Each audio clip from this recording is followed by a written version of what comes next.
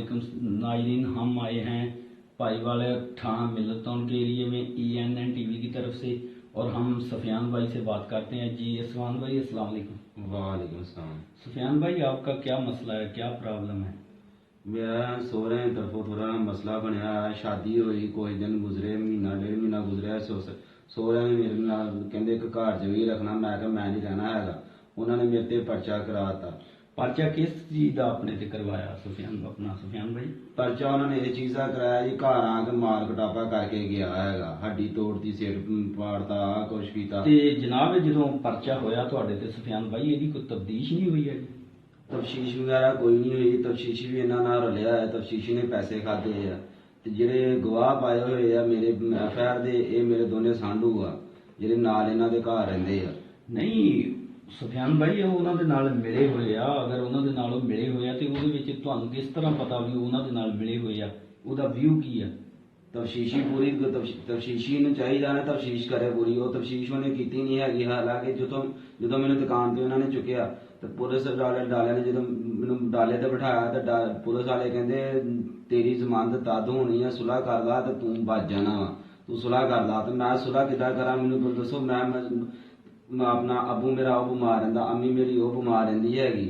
ਜੇ ਮੈਂ ਆਪਣੇ ਮਾਂ ਪਿਓ ਨੂੰ ਛੱਡ ਕੇ ਇਹਨਾਂ ਦੇ ਘਰ ਚੱਲਣਾ ਤਾਂ ਪਿੱਛੇ ਮੇਰੇ ਅੰਮੀ ਅੱਬੂ ਨੂੰ ਕਿਹਨੇ ਸਾਹਮਣਾ? ਠੀਕ ਹੋ ਗਿਆ ਸਫਿਆਨ ਭਾਈ, ਤੁਸੀਂ ਇਹ ਦੱਸੋ ਕਿ ਅੱਗੇ ਤੁਹਾਡਾ ਕੀ ਵਿਊ ਹੈ ਤੇ ਤੁਹਾਡੇ ਕੇਸ ਚੱਲ ਗਏ? ਕਿਆ ਤੁਹਾਡੇ ਤੇ ਪਰਚਾ ਹੋਇਆ, ਤੁਸੀਂ ਅੰਦਰ ਵੀ ਰਹਿ ਗਏ ਇਸ ਕੇਸ ਵਿੱਚ? ਹਾਂਜੀ, ਇਹ ਅੰਦਰ ਹੀ ਮੈਂ ਰਹਿ ਗਿਆ। 5 ਦਿਨ ਥਾਣੇ ਰਿਹਾ, ਮਿਲਟਨ ਥਾਣੇ ਤੇ 14 ਦਿਨ ਮੈਂ ਜੇਲ੍ਹ ਰਹਿ ਕੇ ਆਇਆ ਹਾਂ। ਅੱਛਾ, ਇਹ ਤੁਹਾਨੂੰ ਚੁੱਕ ਕੇ ਚੌਂਕੀ ਵਾਲੇ ਲੈ ਗਏ ਸੀ ਜਾਂ ਮਿਲਟਨ ਥਾਣੇ? ਮਿਲਟਨ ਥਾਣੇ ਵਾਲੇ ਲੈ ਗਏ ਸੀਗੇ। ਠੀਕ ਹੋ ਗਿਆ। ਤੇ ਅਸੀਂ ਗੱਲ ਕਰਦੇ ਹਾਂ ਜੀ ਸਫਿयान ਦੇ वालिद नाल। जी अस्सलाम वालेकुम बुजुर्गो। वालेकुम सलाम जी। बुजुर्गो, आपका क्या नाम है? मेरा नाम अल्लाह दिता जी, मोहम्मद अल्लाह दिता। ਮੁਹੰਮਦ ਅੱਲਾ ਦਿੱਤਾ ਸਾਹਿਬ, ਤੁਸੀਂ ਇਹ ਦੱਸੋ ਕਿ ਜਿਹੜਾ ਤੁਹਾਡੇ ਬੱਚੇ ਦਾ ਪ੍ਰੋਬਲਮ ਆ, ਇਹਦੇ ਬਾਰੇ ਵਿੱਚ ਤੁਸੀਂ ਕੀ ਕਹਿੰਦੇ ਆ? ਤੁਸੀਂ ਤੇ ਉਹ ਦੱਸ ਰਹੇ ਬਿਮਾਰ ਆ, ਮੰਜੇ ਤੇ ਬੈਠੇ ਆ, ਤੇ ਕੱਲਾ ਕਮਾਉਣ ਵਾਲਾ ਦੱਸ ਰਿਹਾ, ਮੈਂ ਇੱਕ ਹੀ ਕਮਾਉਣ ਵਾਲਾ ਵਾਂ। ਇਹਦੇ ਵਿੱਚ ਤੁਹਾਡਾ ਕੀ ਵਿਊ ਆ? देखो जी, मैं बीमार बंदा वा। सुलह सफाई नाल सुलह कीती सीगी। इन्हां ने मेरे नाल बहुत ज्यादती कीती है। इन्हां ने धमकी ते धमकी मेरे बच्चे नूं इन्हां ने चुकाता, झूठा वकूआ बना के। ਜਦੋਂ ਬੱਚਾ ਤਲਾਕਾਂ ਦੇ ਦੇਵੇ, ਬੱਚਾ ਉਹਨਾਂ ਦੇ ਘਰ ਕੀ ਲੈਣ ਜਾਂਦਾ? ਨਹੀਂ, ਉਹ ਧਮਕੀਆਂ ਤੁਹਾਨੂੰ ਕੌਣ ਲਾ ਰਿਹਾ ਵਾ ਬਜ਼ੁਰਗੋ? ਧਮਕੀਆਂ ਲਾਉਣ ਵਾਲਾ ਕੌਣ ਆ? ਕੀ ਨਾਮ ਆ ਉਹ? ਕੌਣ ਆ ਉਹ? ਕੋਈ ਇਹਦਾ ਰਿਸ਼ਤੇਦਾਰ ਆ ਇਹਦਾ? ਸ਼ਜਾਦ ਨਾਂ ਦਾ ਬੰਦਾ RPO ਦਫ਼ਤਰ ਲੱਗਾ।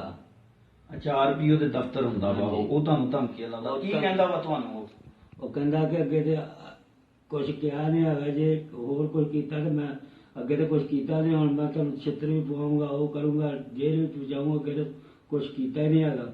ਮੇਰੇ ਕੋਲ ਇਹਨਾਂ ਨੇ ਝੂਠੇ ਨਜਾਇਜ਼ ਹੀ ਲਿਖ ਲਿਖਾ ਕਰਾ ਕੇ, ਸੁਲ੍ਹਾ ਕਰਾ ਕੇ, ਅਸੀਂ ਫਿਰ ਵੀ ਲਿਖ ਲਿਖਾ ਕੇ ਅਸੀਂ ਬੱਚੀ ਲੈਣ ਦੀ, ਫਿਰ ਇਹਨਾਂ ਨੇ ਬਲੈਕਮੇਲ ਕੀਤਾ ਕਿ ਬੱਚੀ ਘਰ ਆ ਕੇ ਸਾਨੂੰ ਬੜਾ ਜਲੀਲ ਕਰਦੀ ਰਹੀ। ਅੱਗੇ ਤਾਂ ਕਹਿੰਦੀ ਮੈਂ ਕੀਤਾ ਕੁਝ ਨਹੀਂ, ਹੁਣ ਤੇ ਮੈਂ ਪੂਰੇ ਘਰ ਨੂੰ ਤਬਾਹ ਕਰਨਾ ਵਾ।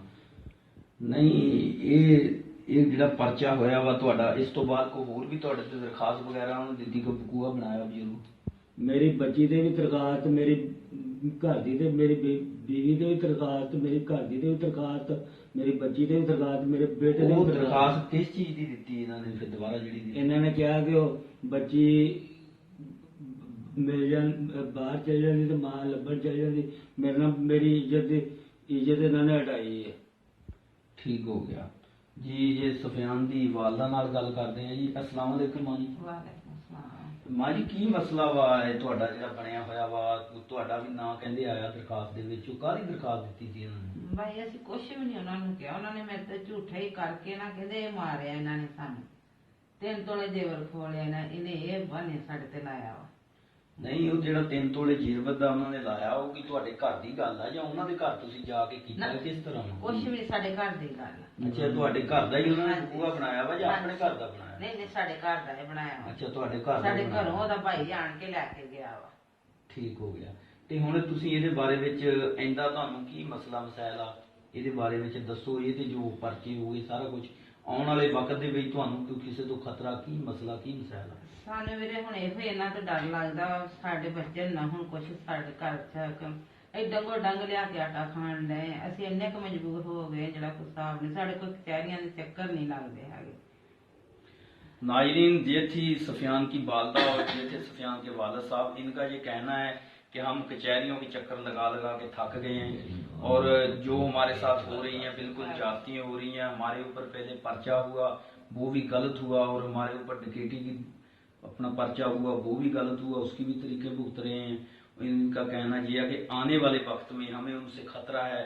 सही है, वो एक आरपीओ का अपना लीडर बता रहे हैं, उसका नाम अपना शजाद है और एक उसके साथ और भी मिले हुए हैं, माफिया मिलके पैसे खा पी रहा है। ये गरीब आदमी है।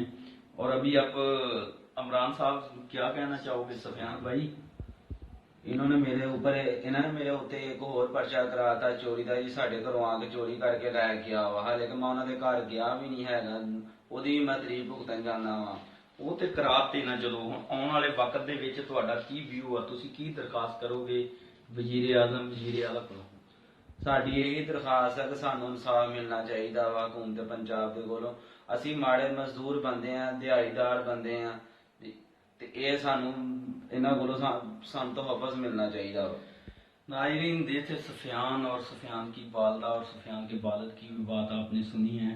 और ये अकेला घर में कमाने वाला है और इनके पीछे ये माफिया लगा हुआ है और इनको ब्लैकमेल कर रहे हैं, अभी हमें पैसे दो, हम आपकी सुलह करवा देंगे। पहले भी कुछ ऐसा ही हुआ। तो ये इमरान खान पंजाब के वजीर आजम और वजीर आला से ये दरख्वास्त करते हैं कि हमें इंसाफ मिलना चाहिए। चीफ जस्टिस साहब से भी ये इंसाफ की अपील करते हैं और इनका ये व्यू है कि आने वाले वक्त में हमें इनसे अपनी जान माल हर चीज का खतरा है। तो हम ये दरख्वास्त करते हैं